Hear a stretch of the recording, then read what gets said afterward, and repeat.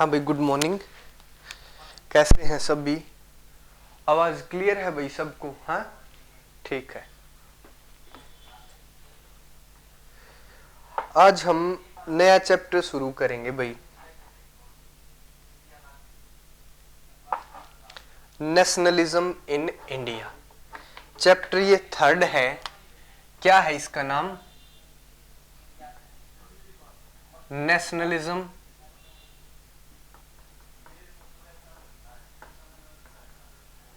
In India.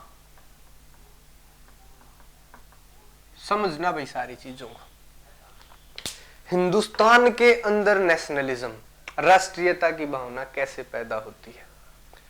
देखिए भाई, एक बात समझो सबसे पहले कि शुरुआती दौर में हिंदुस्तान एक राष्ट्र के रूप में नहीं था भाई। बट जो आपने अपना मैप देखा होगा, एक तरफ बंगाल की खाड़ी है, एक तरफ अरब सागर है और ऊपर है हिमालय। तो जो ये प्राकृतिक घटनाएं हैं, इन्होंने कहीं ना कहीं इस भारत की सीमाएं जरूर बना रखी हैं कि भाई एक एरिया है जो हिमालय, अरब सागर और बंगाल की खाड़ी के बीच है, उसको भारत बोला जाता है। बट उसके बावजूद भी इसको एक देश बनाने का काम किसने किया? कैसे? यहां पे बहुत सारे डिफरेंट काइंड ऑफ कल्चर्स थे, डिफरेंट काइंड ऑफ लैंग्वेजेस थी, डिफरेंट काइंड ऑफ थिंकिंग थी। ठीक है, किस प्रकार से एक हो गए कि भी हम सब एक हैं। आपको ये बात भी पता होगा कि भी जितने भी विदेशी आक्रमण हिंदुस्तान पर हुए, वो कहीं ना कहीं हिंदुस्तान के राजाओं के द्वारा इनवाइटेड थे। क्यों हुआ ऐसा? कि भाई अगर एक सेंस ऑफ यूनिटी होती। अब मैं सोचूं, देखो एक बात समझो कि भाई हरियाणा है जैसे अपना स्टेट, और हम कहें चाइना को या पाकिस्तान को कि भी आजा यूपी पे आक्रमण कर ले, तो इसका क्या मतलब है कि भाई मैं यूपी को अपना नहीं मानता? इसका यही तो कारण है, या भी ऐसा कारण है भाई ये अपना है यूपी, बट उसके बावजूद भी मैं क्यों आक्रमण करवाऊंगा?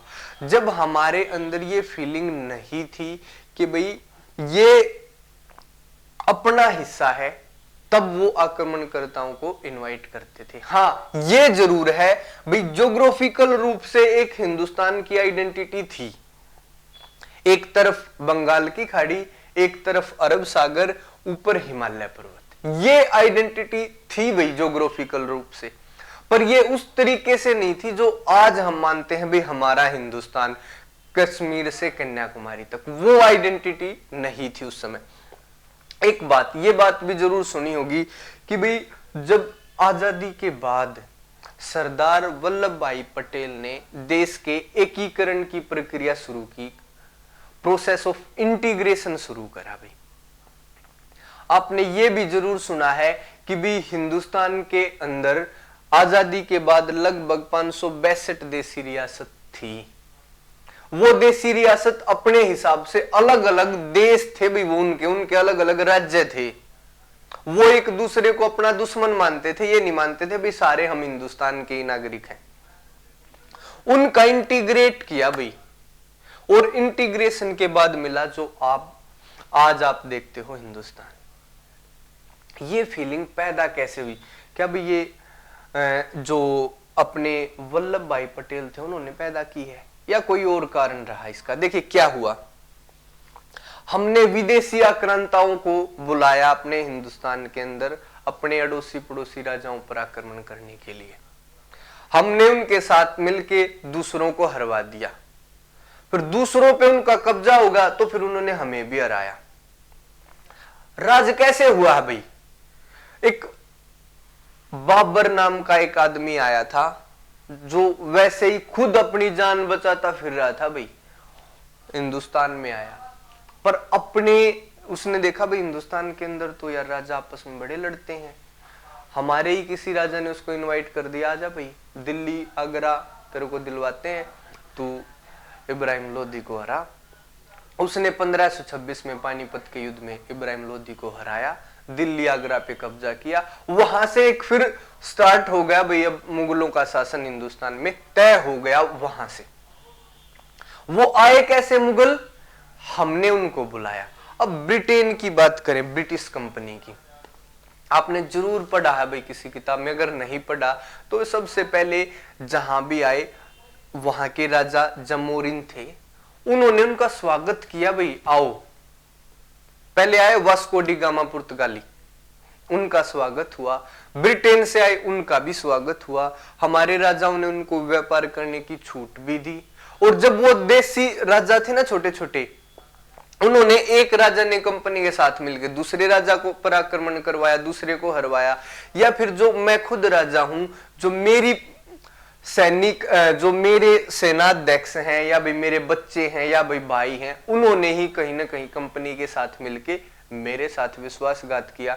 आपने प्लासी का युद्ध, अगर हो सकता है ना भी सुना हो, अगर सुना है तो वहां पे जो सेनापति था राजा का, उसने अंग्रेजों का साथ मिलकर अंग्रेजों को जीत दिलवाने का काम किया था। ठीक है, तो इस कारण ये सारे विदेशी आक्रांता और ये विदेशी कंपनी ने हिंदुस्तान में अपनी जड़ें जमा ली। सब ने जड़ें जमाई भाई, क्योंकि सब अलग अलग हैं, आराम से शासन कर रहे हैं, कोई किसी भी प्रकार की दिक्कत नहीं थी। फिर नेशनलिज्म इन इंडिया पैदा कैसे होता है? बात तो ये है, क्योंकि राष्ट्रीयता की भावना के बिना हम अंग्रेजों को यहां से निकाल नहीं सकते। वो राष्ट्रीयता की भावना हमारे अंदर है नहीं। क्यों नहीं है? क्योंकि सब डिवाइड है। कोई भाषा के कारण डिवाइड है, कोई ज्योग्राफी के कारण डिवाइड है, कोई कास्ट के कारण डिवाइड है, कोई रिलीजन के कारण डिवाइड है। किसी को हम विदेशी मानते हैं, कोई देसी है, कोई लोकल है, कोई बाहरी है। इस हिसाब से हर डिवाइड थे, हर छोटे छोटे प्रांत थे हिंदुस्तान के। बट जो रिवॉल्यूशन विश्व में होता है, एक तो फ्रांस जो क्रांति हुई, और उसके कारण यूरोप के अंदर क्रांति पैदा हुई कि भी एंटी कोलोनाइजेशन की क्रांति, कि भी किसी के गुलाम होके नहीं रहना बिल्कुल भी। उसके विचार पूरे संसार में फैले, हमारे यहां भी फैले। ठीक है, उसने हवा दी। अब एक एक लाइन लिखेंगे, उसका मतलब समझेंगे। सबसे पहला पॉइंट लिखें भाई, modern nationalism in Europe. Modern nationalism in Europe, in Europe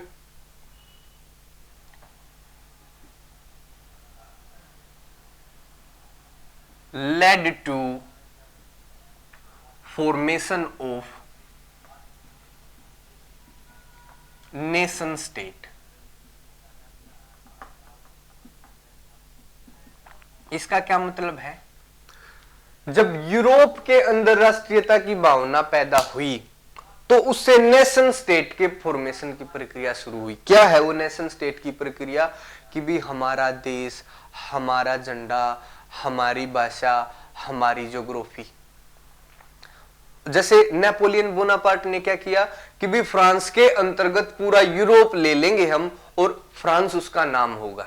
France के बैनर के नीचे लोगों में एक राष्ट्रीयता की भावना पैदा हुई, भी मेरा फ्रांस, हमारा रूस, हमारा इटली। इस तरीके से इससे क्या हुआ, जो अलग अलग मोनार्की थे ना, वो समाप्त होके नेशन स्टेट बनने शुरू हो गए। भाई फ्रांस बन गया, उधर रूस, इटली, पोलैंड। इस प्रकार से एक ज्योग्राफी ने, जो पहले केवल ज्योग्राफी थी, केवल राजतंत्र था, वहां के लोगों में एक राष्ट्रीयता की फीलिंग बन के वो देश बनना शुरू हो गए। उससे पहले वो अलग देश नहीं थे भाई, वो सिर्फ ज्योग्राफी थी मात्र।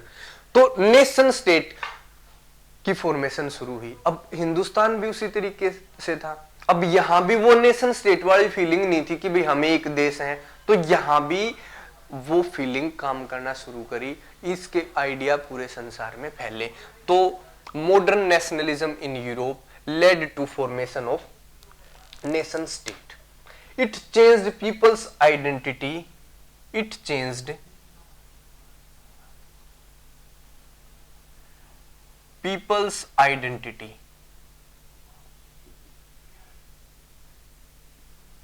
And their sense of belonging.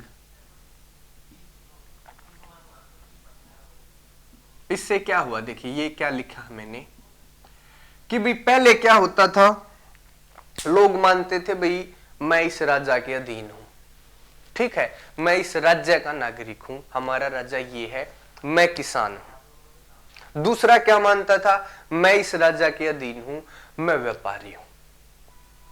तीसरा क्या मानता था, हम पुजारी हैं, हमारे अंदर पावर है।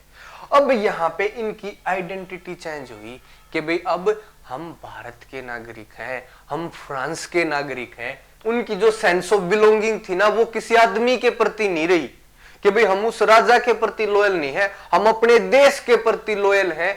अगर कोई राजा भी गलत करेगा भाई तो हम उसको फेंक देंगे उतार के, उसको यहां बसने नहीं देंगे।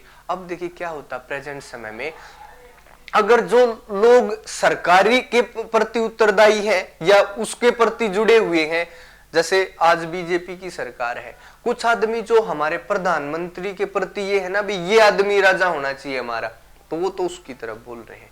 और जिनमें एक सेंस ऑफ नेशन है कि भी हम भारतीय हैं, तो वो कहीं ना कहीं कमियां भी निकल रहे हैं, ये देश के साथ गलत कर रहे हैं, ये हमारे देश के लिए हानिकारक है। ठीक है, जब हम राजा के प्रति जुड़े होते हैं तो हम बोलते हैं भाई हमारा ये राजा ठीक होना चाहिए, भाई देश जाओ फिर बाढ़ में। पहले थी फीलिंग ये, पहले मतलब नहीं था एक दूसरे से, मतलब था भाई उस राजा को जवाब देना है। अब क्या है, अब होगा भाई उनकी सेंस ऑफ बिलोंगिंग भी बदल गई। अब होगा भाई मेरे को फ्रांस से प्यार है, अगर फ्रांस में कुछ भी गलत होगा तो हम उसका विरोध करेंगे। इससे भाई it change people's identity and their sense of belonging. आगे लिखें भाई, new songs, symbols, icons, ideas,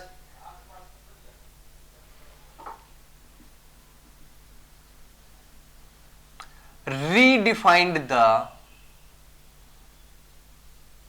boundaries of communities।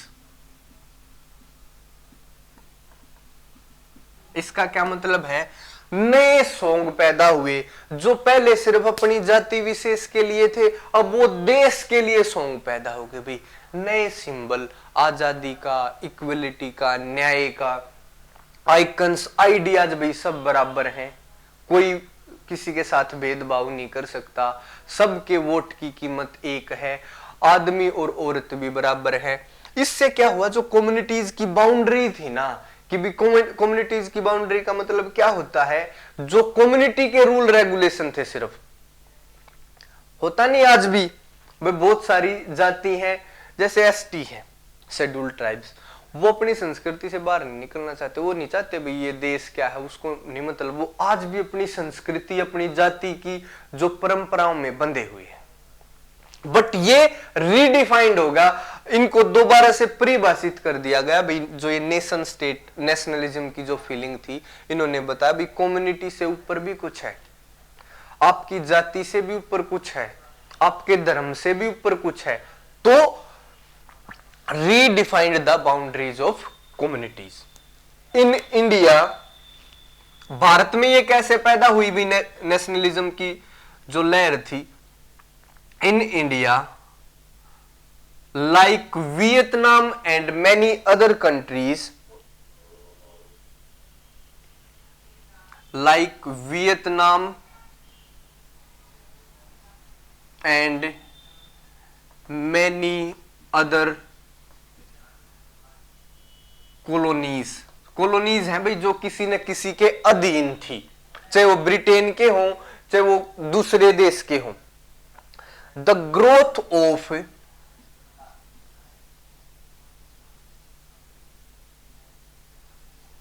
Nationalism या मॉडर्न नेशनलिज्म लिखें भाई, जो आधुनिक राष्ट्रवाद है। Growth of modern nationalism is connected with the is connected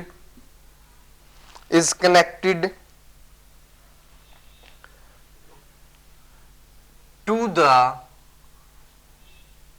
anti colonial movement. मतलब क्या है, इन देशों के अंदर भी एक चीज ने काम किया था, वियतनाम और बहुत सारे देश थे, और हिंदुस्तान के अंदर भी उसी चीज ने काम किया।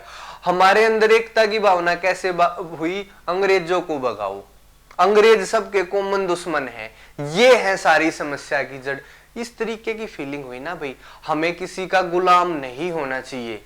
जब हम गुलाम थे, पूरा देश गुलाम था, तो इसका मतलब सबका कॉमन शत्रु था। तो इन्होंने बताया भाई इसको बाहर निकालो, भाई इस देश को, ब्रिटेन को, अंग्रेजों को बाहर निकालो।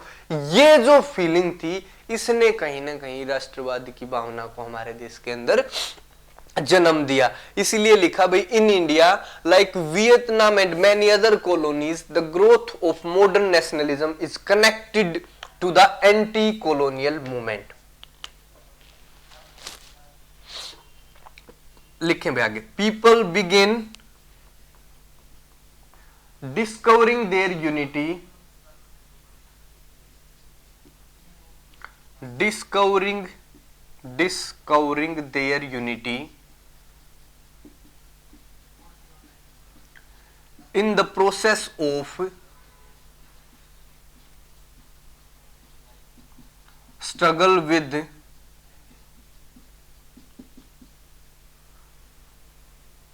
colonial power।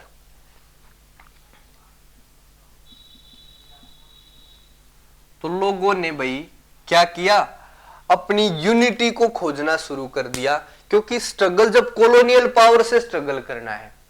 देखिए मैं और आप अलग हैं, पहली बात। दूसरी बात, देखा भाई ये एक दुश्मन आ रहा है, और ये मेरे लिए भी खतरनाक है और आपके लिए भी खतरनाक है। तो हमने क्या किया कि भाई हम और आप तो ऐसे ही लड़ते रहेंगे, पहले इस कॉमन दुश्मन को समाप्त कर लो। तो जो ये स्ट्रगल विद कॉलोनियल पावर था ना, इससे लोगों ने अपनी यूनिटी को खोजा। भाई अरे एक हो जाओ, पहले इनको निकाल दो, ये सबको खत्म कर देंगे। भाई एक हो जाओ, इनको निकाल दो, ये सबको खत्म कर देंगे। तो यहां पर people begin discovering there unity in the process of struggle with colonial power. अब क्या था इसमें, देखो, sense of being oppressed,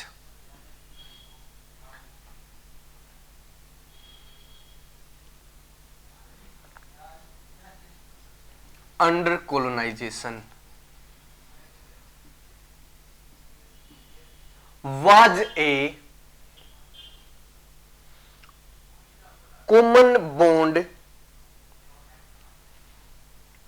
was a common bond that tied different groups of people together। अब इनमें कॉमन क्या था भाई, क्या कॉमन बॉन्ड था, सेंस ऑफ बीइंग ऑप्रेस्ड। भाई किसान है, किसान को भी मार दिया, व्यापारी है, व्यापारी को भी मार दिया, आर्टिसन है, कारीगर को भी मार दिया, जो राजा हैं छोटे छोटे उनके ऊपर भी लगाम, भाई इतना रिवेन्यू दो और तुम्हें सेना भी रखनी पड़ेगी, बहुत सारी चीजें थी। तो पूरे देश का वर्ग इनसे दुखी था। और क्या था, सेंस ऑफ ओप्रेसिंग की भी हम दुखी हैं, हमारा काम धंधा खत्म होगा, हमारी कृषि समाप्त होगी, हमारी पावर समाप्त होगी, जो हमें जन्मजात अधिकार मिले थे वो समाप्त हो गए, जो हम मंदिरों के पुजारी थे वो हक छीने गए, सारे के सारे हाँ सबके अलग अलग दुख थे। किसान किसी और कारण से परेशान था, व्यापारी किसी और कारण से परेशान था, सब अपने अपने स्वार्थों से परेशान थे, बट परेशान थे। जो ये परेशानी थी ना भाई, ये कॉमन बॉन्ड था जिसने सभी लोगों को एक दूसरे के साथ जोड़ दिया। जो डिफरेंट ग्रुप ऑफ पीपल थे ना, उनको एक दूसरे के साथ जोड़ दिया, सेंस ऑफ ओप्रेस्ड वाली बात नहीं, ठीक है। But each class and group felt the effect, but each class and group felt, जो इनके ऊपर दबाव थे ना भाई वो अलग अलग थे सबके, felt the effects of colonisation differently. Group felt the effect of colonisation differently. ठीक है, सबके ऊपर अलग अलग प्रभाव थे भाई, ऐसी बात नहीं भाई सबके एक ही कारण से परेशान थे। जो राजा थे उनकी तो शक्ति छीनी गई, जो किसान थे उनकी जमींदारी छीनी गई, जमींदार से जमीन छीनी गई, किसानों से ज्यादा रिवेन्यू लिया गया, व्यापारियों को बोला गया भाई यही व्यापार करना है, सिर्फ कारीगरों को बोला गया भाई इस रेट में सामान बना के देना है। हाँ, उन्होंने जो कोलोनाइजेशन के इफेक्ट थे ना, डिफरेंटली उनको फील किया, सबके ऊपर अलग अलग थे। So their notion of freedom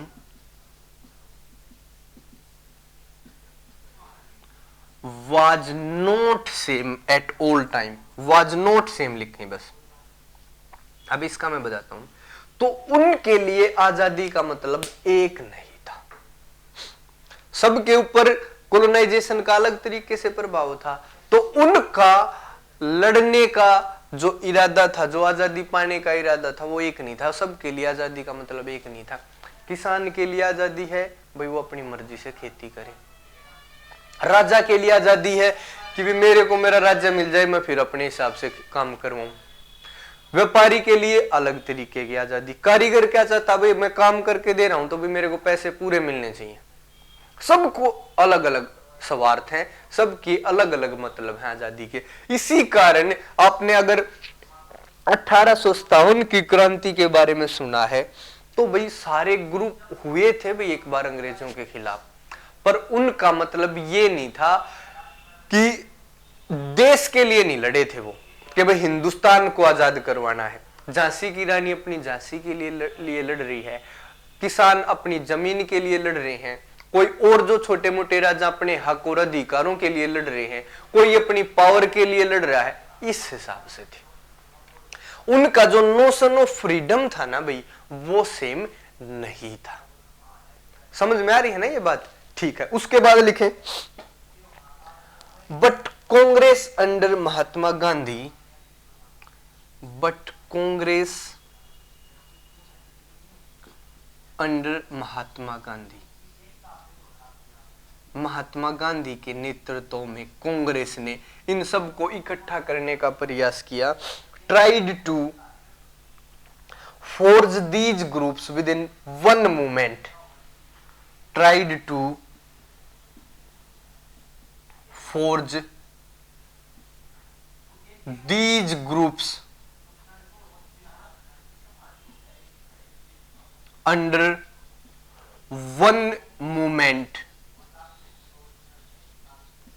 that is freedom from British and freedom for India। ठीक है, अब सबके लिए आजादी का मतलब एक था। कांग्रेस ने क्या किया, महात्मा गांधी जी के नेतृत्व में सबको मिलाया भाई, एक मूवमेंट के अंदर, एक आंदोलन के अंदर सबको इकट्ठा किया, और वो आंदोलन था ब्रिटिश को बाहर भगाओ, हिंदुस्तान को जिताओ। हिंदुस्तान के लिए था भाई, हिंदुस्तान की आजादी के लिए फ्रीडम फॉर इंडिया और फ्रीडम फ्रॉम ब्रिटिश, अंग्रेजों से आजादी और भारत की आजादी। भाई एक चीज बता दी इन्होंने कि भाई हिंदुस्तान है अपना, सभी दुखी हैं, अगर हिंदुस्तान आजाद हो जाएगा ना तो फिर सबको अपने अपने हक मिल जाएंगे। इस बात से सबको इकट्ठा किया गया। मैं एक चीज और बताता हूं, आजादी होगी भी सबने साथ दिया, पर आजादी के बाद जो 562 देशी रियासत थी, क्योंकि जो रियासत थी वो ये सोच रही थी भी हमें ऐसे ही हमारी रियासत रहने दी जाएगी। शुरुआत में तो कांग्रेस ने यही काम किया, भाई हिंदुस्तान से इनको निकालो, हिंदुस्तान को आजाद करो, सबके काम सब हो जाएंगे, चिंता मत करो, जिसको जो चाहिए वो मिलेगा। पर ये मान के चलो हिंदुस्तान से इनको बाहर निकालना है, निकाल दिया भाई। पर आजादी के बाद तो 562 देशी रियासत थी। अब वो बोली कि भाई हमें अपने अपने स्टेट राज्य दो, हमारी प्रांत दो, हमें जो भी हक थे वो दो। बट वो बोले नहीं भैया, हिंदुस्तान आजाद हुआ है, अब यहाँ पे और ज्यादा बंटवारे नहीं होंगे, अदरवाइज कल फिर कोई कंपनी आके ऐसे ही तुम्हें फिर वो कर देगी, बेवकूफ बना के फिर शासन करेगी। तो उन देशी रियासतों का एकीकरण शुरू हुआ। अगर पहले ये बात बताई गई होती भी तुम्हारा भी एकीकरण करना है आजादी के बाद, तो फिर वो साथ नहीं देते। समझ में आई है भी बात? तो ये था इस जो ये जो चैप्टर है इसकी पृष्ठभूमि, किस प्रकार से कांग्रेस ने ये काम किया, किस प्रकार डिफरेंट ग्रुप ऑफ पीपल थे वो आंदोलन से जुड़े, उन्होंने क्या क्या भूमिकाएं निभाई, वो हम चैप्टर की अगले हिस्से में देखेंगे या अगली क्लास में देखेंगे। अब एक बात देखिए भाई, हमने अभी तक पढ़ा क्या है, नेशनलिज्म इन इंडिया, भारत में राष्ट्रवाद की बात करनी है इस चैप्टर के अंदर। पहली बात, भारत को ये नहीं मानना जैसा आज भारत है वो पहले भी था।